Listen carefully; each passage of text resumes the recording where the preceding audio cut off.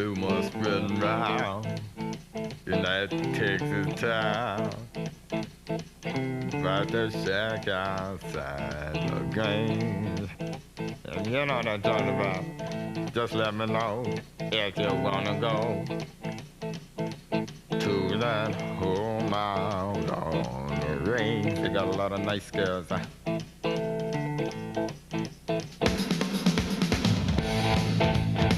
I'm racing.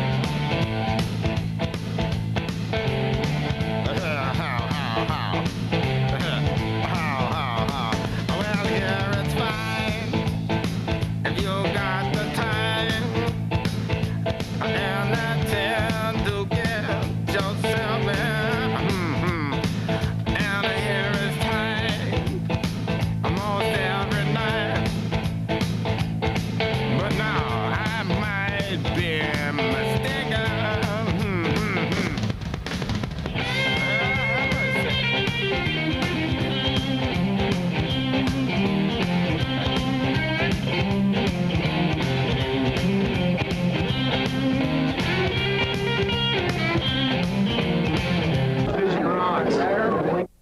Hello and welcome to SportsVision, the magazine. WTMB, Joe Palo, Mike Cragen, Fajita, Bear, we're all here. SportsVision rocks, is that what he does? That Bradley tradition, you know, they all kind of stood their point at the end. Yeah. It's just to make everybody look. It's that There's GQ really nothing thing. there. It's kind of like the Montgomery Ward, you know, flyer where they... Yeah. Hey, listen, we got so much. We've got to rock and roll with really quickly because we've got some 6th grade basketball, some 7th grade basketball. We also have the Bradley Walker Valley Series, show you some of all 3 games that went on last Monday night. And the Bears are headed to Clarksville. They're taking the last bus to Clarksville, and they'll meet you on the mat. That's what's going to happen. So we're headed there. And an interview with a signee, a recent signee, and we'll show you that stuff. Let's roll with the show. We got it. 6th grade girls action. Coy Middle, Cleveland. First basket of the game, Andrea Spencer, looking good. All right, Tina Garcia, first points for Cleveland right there. Cleveland would score again. Taylor Thomason. She's a good shooter. She is a good shooter. Cleveland up 8-4 after first quarter. Thomason for Cleveland with a 3-pointer. Watch this here. Top of the key, up and in. That would be 3. That would have been a 3-pointer for NBA standards. Coy Middle, now Andrea Spencer would steal and go the distance for the Lady Colts. There you go. Mustangs last week. That was wrong. Cleveland's Courtney DeLay now would return the favor. That's quicker than Pops. Oh, yeah. Who isn't? All right, Thomason here for Cleveland. Hustle for the loose ball. 2 points. 12-10 score at the half. Cleveland, as you can see, with the lead. Focus! There we go. All right, Thomason on a fast break. First points of the 3rd quarter. Up and in. 4-2. Looking good. Lady Colts now. Samantha Spain. Sam Spain. Nice turnaround, Jay, for Spain. Emily Jones now with a nice move for 2 more for Cleveland. Cleveland Jones again follows with a steal and 2 more points for the Lady Raiders. Now Abigail Hinsper all alone. All by myself. There she is. For 2 right there. Looking good. Abigail off the inbound play. Up and in. All right, here we go. Thompson now off the steal. Takes it, lays it up, 2 points. 26-16 Cleveland after 3 quarters of play. 4th quarter action, Jones, another layup. The Cleveland go on to win 35, count them, to 19. And we had the boys game. It's off and rolling. Tucker Tipton, first points of the game for Cleveland right there. Now Micah Hawkins of Ocoee right back at you. Look at that. The ball, loose ball, up and in. Followed now with Cleveland with the ball here is Monty Scotton. It's through the whole Grandpa's crowd. Marcus Jarrett. Look at the leaping ability. Nice vertical J. And in. Bryce Sharp. Look at this. Rebounds. Right there. It is up and good. It was for 3-point shot. And Jarrett on a steal. Here he goes. Taking the ball all the way coast to coast. Marcus Jarrett flying down the right side. And up and in. Nice little finger roll right there. Watch Bryce Sharp now handle the ball. Look at this. He's going to behind the back. Nice dribble. Up and in with the left hand. Good move for a 7th grader. 16-13 after the first quarter. There we go. 2nd quarter. Sharp. Turner touchdown. Nice pass. Nice little finger roll through. Scotton now for Cleveland will fly down the lane. Look at this. There he is. I'm taking it to the house. Up and in. Good job. Tipton now. The shot. Look, it's going to circle the rim, but it's going to fall. Tucker Tipton had a big game. And here's Watson Horner. He was three-point specialist, knocks it down right there. It is good for Cleveland. And watch a nice pass right here to Aaron Cochran from Sharp. Found him in the open, put it through. Good job. Terrell Parks, Mr. Football there, puts it in on the basketball court. Now, halftime 31-29. Got a great game going. First points there by Jarrett in the third quarter. Jarrett again, look at this. Nice pass to Touchstone for a score. Scotton now with a follow AJ for Cleveland as they're trading baskets. Tipton, great D inside. Watch this. Going to get a basket and a foul as he stole the ball right there on the inbounds. Tipton again right here. He gets hot. Jarrett now racing down court. Here he is. He's going to take it all the way again. He said flies by people, puts it up, splits the defenders. Good move right there. 46-43 after 3 quarters. Fourth quarter, Jarrett again, coast to coast, as he would grab the ball right here and go. Once he gets going, they can't catch him. And he knows how to put the rock in. Here we go, Tipton for a 3. Watch this, on fire. Look at this, Tipton.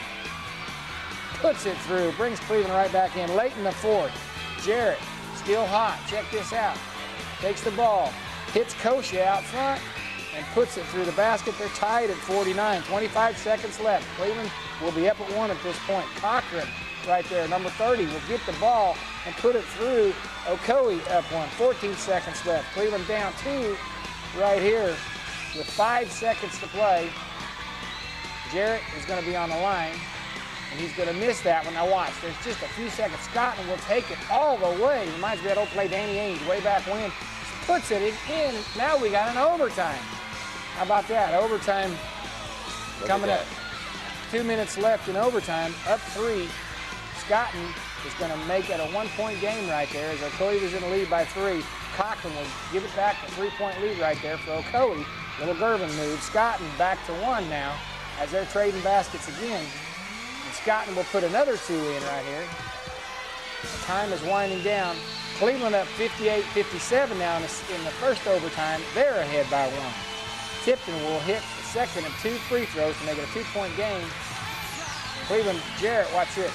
3-point game. It's a 3-point game. Hit 2. Jarrett will hit the 3 at the buzzer. Oh, my So goodness. look at that. They're tied at 60 now. They'll go to another overtime. Look at that. What a ball game. Okay, Kosha will hit 2 right there to start out, put Okoye in the lead. And they are going to go the other way here as there is the shot by number 30 for Cleveland, 62-62. And here it is, second overtime. That is Jackson with the shot right there, and Jarrett right here for 2 as they go up by 4. Now, there was a technical foul. Right here it is. Jarrett's going to make 3 of 4. Or Bryce Sharp, that's Bryce Sharp, making 3 or 4 on the free throws of a technical foul. So they had a 4-point lead, so they looked like they were going to win it anyway with a few seconds left. But this wrapped it up right there. There was a double technical. So he gets 3 of 4 in, and it does Bryce Sharp, and that'll make it steal at the end, coming up 2 by Jarrett to make the final score 73-63. As we're only making all those. This is what really put the ball game away. A little controversy at the end. However, Okoye had a 4-point lead at the time, and it was just down under a minute to play, so probably would have won. And this steal will seal the deal by Jarrett, as the guy was all over the place. 73-63, and that was the championship of the Gary Davis tournament right there. So show us the graphics. There it is. There it is. 7th grade girls, as you saw, OMS defeats Cleveland 31-28. And then we saw the boys game. And then we saw the boys action right there. And, of course, the Gary Davis tournament. And the Cleveland girls were the middle school T-back champions right there as they beat Okoye up in Baylor, so we didn't get that on tape. But we're going to head to a commercial because we got so much more good stuff to show you. We'll be back in just a minute. Hi, I'm Steve McNair, and you're watching SportsVision on WTNB. So when I heard Hardee's was making their hamburgers out of Angus beef, hell, I just flat out didn't believe it. I mean, I've raised Angus beef for 25 years, and I know how expensive it is. Yeah, I just couldn't figure out how they could afford to put Angus beef in their hamburger. So I went into town to try it out. Boy, you could have knocked me over with a feather. They're serving Angus beef hamburgers. Thick burgers with 100% Angus beef. It's how the last place you'd go for a burger will become the first. first place I go. It's first place anybody goes now with those Angus burgers. Hey, we're back. SportsVision, the magazine. We've got some Bradley, Walker Valley rivalry. New rivalry. JV, girls game, boys game. We got it all here. Monday night basketball games. We're going to update you on all three. Here we go. Here we go. JV action. We pick it up in the third quarter. Bradley up 40-25. Bradley, Terrence Oglesby with the jumper. Looking good for the Bears. For Walker Valley now, number 20, Eric Dixon with a nice putback. This nice young man, I like him. Coached him years ago, not in basketball and football. Bradley on the attack. Watch this behind the back pass. Sweet. Oh, layup missed, but eventually Michael Payne gets to for the Bears. Payne would go inside again for Bradley. Right here, nice pass there, up and in. 4-2. Walker Valley now. Dustin Fromm. Where is he from? From Charles. Putback. I don't know. Payne again for Bradley Bars. Gets the point right there. Pretty move here by Dominique Kinlan for the Bears. At the buzzer, the lead 20 after 3. Now, fourth quarter action, Blake Crabtree underneath. There's the lead right there, 20 points. Watch Crabtree here. Takes it inside, underneath, up and in. Reverse layup. I didn't know he had that. Eric Dixon again with a nice 3 for the Mustangs. The Bears now with the steal. Logan Taylor with a George Gervin. Look at this, finger roll right there, looking good. Bears JV win 64-47. We move on to the girls' action now. Unlike the other two games, This one was good. this one was really good. First points of the game, Jackie Pickle. As you can see, Barrett's up 4-0 as Lauren Cassida, my girlfriend, hits the shot right there. Allison Butler, the Butler, did it for Walker Valley, on track with a 3 from the top of the key. Ashton Burrell follows with another 3. Look at this. Burrell hits another 3. Looks like it's from the same exact spot. Walker Valley leads after 9-8. On the strength of those three. Look at this. Oh my goodness. Second quarter action. Tambra Crow flies in and hits. And here we go. We move on now. Mindy Cox spots up for 2. Walker Valley would hit a shot at the half. The buzzer, Cox hits. It's 19-12. Walker Valley, as you'll see by the scoreboard. You saw Derek there. I mean, we had a lot of shots of his derriere. Derek Air. He just likes to stay in one spot. He can't move too fast anymore. All right, here we got third quarter action. Cassidy again gets the things going for the Bradley Barretts.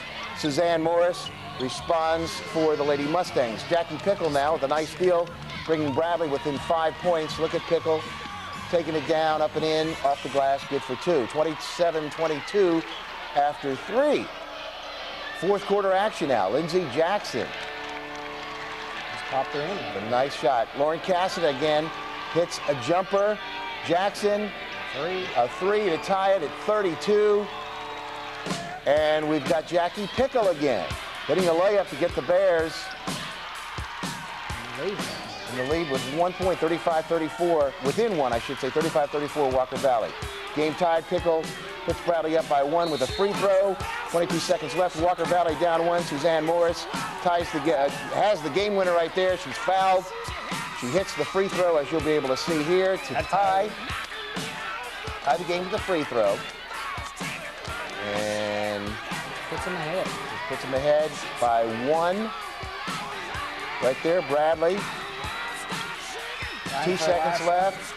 Walker Valley on the rebound. Walker Valley wins a squeaker by 3, 40-37. Move on to and boys here. They shut out the lights to get ready to intros, but check this out. They're going to give Suzanne Morris 1,000-point recognition right here. She has 1,000 in her career. They're going to give her a basketball. Brandy Coggin, Coach Tucker right there, shaking her hand. And they get ready for the intros. They do a little different in Walker Valley. They shut down the lights and listen to an intro of Bradley, kind of low-key on the intros. Check this out. 6'1" senior, number 4, Callum Pickle.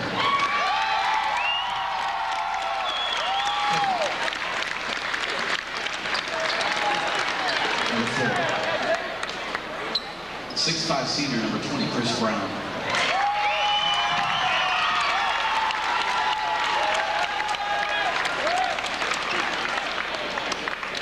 Chris Brown. 16 senior, number 23. All right, there's your intros. Give them a little low key as we hear Corey Pew. 122. Being introed. And I don't know, the Bears, I don't know if they liked it like that or what, but they traipse off into the locker room. Look at that, as they're getting ready to go Walker Valley. They leave the floor. Don't see that very often either, but I think they were going to get themselves fired up. They might have used the intros to help them as Corey Pugh comes out and starts off with a basket to get it going for Bradley right off the bat. Suter was big on the boards all night. He had a very good game, very good first half, took control underneath. Suter again, watch this, for the Bears, just banging and getting the rebound, putting it back. And watch Pugh now take this to the hoop with authority. Who does that anyway? Oh, my goodness. That was that hair now for two for the Bears. There he is. And Pugh is going to look for another slam right here. Now, it's no good, but the athleticism, I still had to show it anyway. Nice play, but no good. No bother, though, because Hammonds will hit a three from the outside. Bradley rolling 17-6 after one quarter. LeBron Chasm, first point for the second quarter for Walker Valley as he drops one through. But Andrew Nipper had another good game for the Bears. He would post up, not a lot of recognition, but plays steady. Pickle follows with, right here, a steal and coast-to-coast in and through the hoop. Trevor Howarder now. Nice play down underneath. Look at that reverse layup for Walker Valley. Pickle. Watch him school the defender here. Little jig, little jag, little shake, little bake, up and in with the finger roll. Boatman now. He'll answer for Walker Valley. Move on, Pickle's going to hit a three. Then, watch this, we're not even going to cut the tape. Back to back, down the floor, McGuire will come down and hit a three. As he says, hey, Pickle, you can hit a three, watch me. I'm going to come up, and I'm just going to fire it up. Give me the ball, top of the key, boom, look at that. Swish, Hare, look at that, he's going to break loose for another slam. Watch this, well, the Hare got up there, but it didn't go in. No matter, who's going to make it? Hammonds, again, he saves these guys. Bradley up 11, 30-21 at the half. Second half, Bears pull away. Look at this. Pickle with the nice pass to Hare, and Hare, three. He's money when he's on. Brown delivers, as you know. Downtown Chris Brown. To Hammonds, and Hammonds makes it. Hammonds, watch the tip. Look at the effort underneath. Good athleticism. Up, boom, tips it. Doesn't step on a guy's toe. Everything done right there. Watch Pickle hustle for the loose ball. Find the pass. Check this out. Andrew Nipper will put it in. Good hustle, good play. Moving on now, it's 54-32, up 32. That's Bradley's biggest lead right here. Bradley by 22 after three. Here's fourth quarter, Hare, another three. Pickle right there, another one. And Pickle assists to Pugh, good. And Hobbs for two. This two right here will give Bradley its largest lead at 73-42. The 31-point lead. The Walker Valley would hit lots of late threes. There's one of them right there to get the final score cut down to 81-58. Bradley coast to coast right there with the victory. And we've got to go straight to a commercial break. Checking the cash, checking the cash. You got a cash emergency, you got a money mayday. We cash your personal check and then we hold it till your payday. Checking the cash. You want to get your money in a hurry, in a flash. You want it from a friendly place that's got a lot of class. Checking the cash, checking the cash.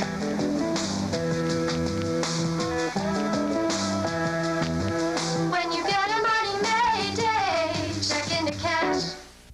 We're back, SportsVision, the magazine. Checking the cash. Checking the Alan cash. Jones. A wrestling fan.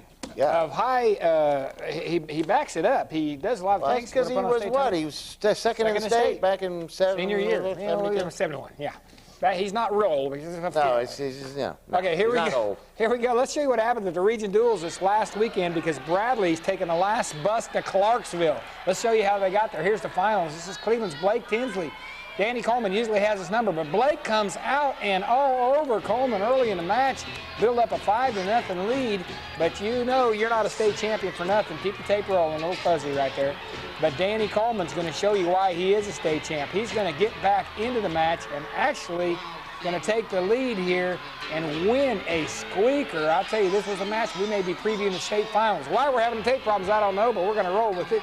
Check into cash, our friend Alan Jones sponsoring it as Danny Coleman pulls out a 8-5 win over Blake Tinsley. Now we move on to 119. Johnny Ramos has decided to drop to 19 for the state tournament in the regions. He's got a hold of, or should I say Sean Cordell. Bradley's got a hold of him as Cordell will score a technical fall for the Bears. I put Ramos down to the mat right here. He will win that match. I believe it was about 15-0. We moved. No, we're still on the same match right here. Sean Cordell, two-time state champ. Johnny Ramos, as a junior, going to try to do his best place in the state. Move on to 125. Travis Cragen over Brian Quinn right here at Cleveland at the 125-pound match. He will record a 1 minute, some seconds pin. Don't know the exact time, but would get a pin for the Bears as they would race away starting right here after the Coleman victory. They would run off several straight, this being the second after Cordell's match. And we get a pin at 125. Move on to 130. Good matchup here. Pete Miller, Coach Al Miller's son, and Jake West of Bradley. Jake West would score a 9-1 decision right here. Excuse me, 11-3. They had 2 points at the very end each on a double reversal. But right here, Jake West scoring on the takedowns. So showing you the takedowns, basically the difference in the match right here as Jake West defeats Pete Miller at 130. Move to 135. Ryan Ensminger, super sub, coming in there doing a great job starting the second half of the season. And he's going to have a battle here with James Jackson, but Ryan Ensminger is going to end up with a head throw here and put Jackson right there on his back and end up with a pin for the Bradley Bears as they continue to roll right here and pile on the lead they've got with Cleveland. Here we go. This right here now is Mark Fuller and Jimbo Nichols. Jesse Baker out sick for the Bears. Jimbo Nichols for Cleveland's going to take advantage. He's going to catch Mark Fuller here, going to come out, struggle for a takedown here as both of them in a scrambling position. Jimbo Nichols will eventually come out on top of the scramble and score 2 for a takedown. That's both wrestlers doing good work on the mat right there. And Jimbo would catch Mark Fuller right here. A little cement job, put him right to the mat. Right there he goes, and record a pin for Cleveland for their second win of the match. Right there it is, Jimbo Nichols with the pin. Move on to 145 as Cleveland now would record 2 in a row. This is James Jackson, James Jackson, and that's John's big brother right there, wrestling Matt Spain of Bradley. James Jackson would basically get this takedown and ended up 3-0. So this was the difference in the match right here over Matt Spain in a 3-0 closely fought battle right there. And that would be the last match for Cleveland as we move to 152. Justin Spain, freshman, working on junior Derek Harrison of Cleveland. At the 152-pound match, he would record 3 takedowns in a 6-0 victory as Bradley starts to roll. And Quinn Gibson, always the man. Look at the pain. Gosh dang, this guy inflicts it every time he gets on the mat. He is going to pin his man in a hurry. Tyler Bond, not anything he can do, and a lot of people find themselves right there. Quinn Gibson, you can see the little choking going on right there. Tapping out, don't blame him. Quinn Gibson finishes it right there as Bradley still piles it on. Move on to 171. This is Bryant Blackman and Cody Morgan. And Bryant Blackman, the senior, of course, much more experience than Morgan, the freshman. Solid big kid, but not much he can do with Bryant Blackman at 171 pounds as he is going to record a pin also for the Bears as they continue to pile it up. Move on to 189, Josh Cooper and Fulmer for the Cleveland Raiders.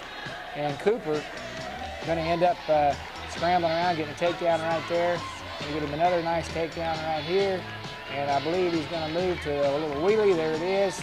Come over the top, put him on his back. I think we're going to get a pin recorded here by Josh Cooper at 189 pounds. Coming up, nice fight and struggle there by Fulmer, but oh, Coop, I didn't get that belly on you. You're going to have trouble getting him off. There it is, right there, pin for Bradley. And we move to 215 now. Matt Bailey, senior. Again, a lot more experience than the man he's wrestling. Putting out a young team this year. Matt Bailey would end up with a pin for the Bears as they pin right. He's getting his back points first, and he's going to step over as Tot. There he is. Sucks him back right there, puts him on the mat, and now I believe working for the pin right here. And again, not much the younger Cleveland opponent can do right there. And Kenny Mira slaps the mat. We move to the last match. The tape cut off a little bit before we ended up getting the pin, but Sean Grady is going to get a stick right here. Believe me, it happened shortly after where we cut away at. But Sean Grady for Bradley finishes with a pin. Right there's your scores in the region. Bradley 75-zip over Ray, 71-6 over Cookeville, and then they win a championship match 60-12 over Cleveland. Cleveland, that 72-12 score, not quite right, but that's close anyway, and they Oliver Boyd. So Bradley, Cleveland, the city final in the regions. Bradley will head to Clarksville. Let's show that next graphic right here. Joe. Here we go. Bradley participation in the state duels will be February 8th and 9th in Clarksville, Tennessee. And, of course, you can make your way down there. We've got some information about that. Friday night. Friday night at 5 o'clock is when it'll begin. Division 1 meets 1 and 2. And then Saturday at 11 a.m. meets 7 and 8. And then hopefully Saturday at 5 p.m. the championship meet, Division 1. And it'll probably... I think it'll be... Bradley and Saudi in the finals. We're looking forward to that. We got one more quick commercial break. We'll be right back. We got one signee to show you real quick.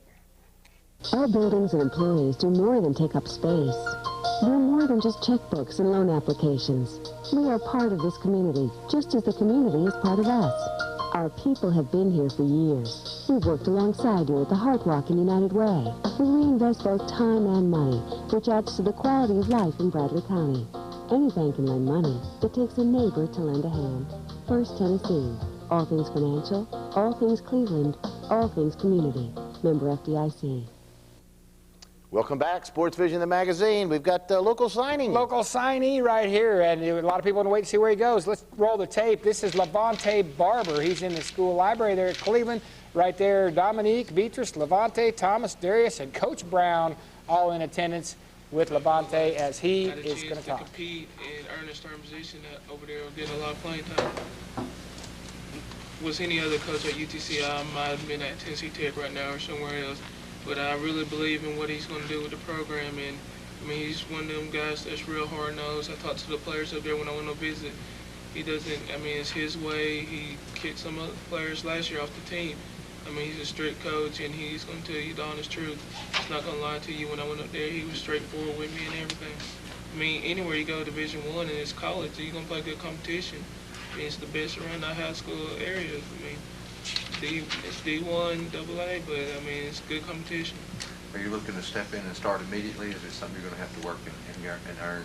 I mean, anywhere I win, you have to earn your position. There's nobody just going to sit there and give you a position. You got to go in there and work hard in the off season and go in that mindset that you're going to try to win the position, and that's what I'm going to do. I'm going to try to go in there and earn a spot on the team and earn a starting position. How about that? Speaking of football, you saw the Super Bowl thing. I did see the Super Bowl thing. But hey, listen, did you know that President Bush called the Patriots locker room at the end of the Super Bowl? Did you know that? No, I didn't. Yep. Of course, former President Clinton, he called Janet Jackson, but I don't know why. But, as everybody else did. As everybody else did. We got to go here pretty quick. What a Super Bowl game it was, though. Loved it, didn't you? It was a good game. I'm glad that the Patriots won. AFC. Now, you told me to bet the wrong team. No, I told you to go with the Patriots. 6.5 points, wasn't it? Well, I thought that they would win by at least a touchdown, but hey, 3 points. Good luck. All right. Well, did you lose anything? No, but I didn't call Janet. I know you did. I did. She made a complete boob of herself.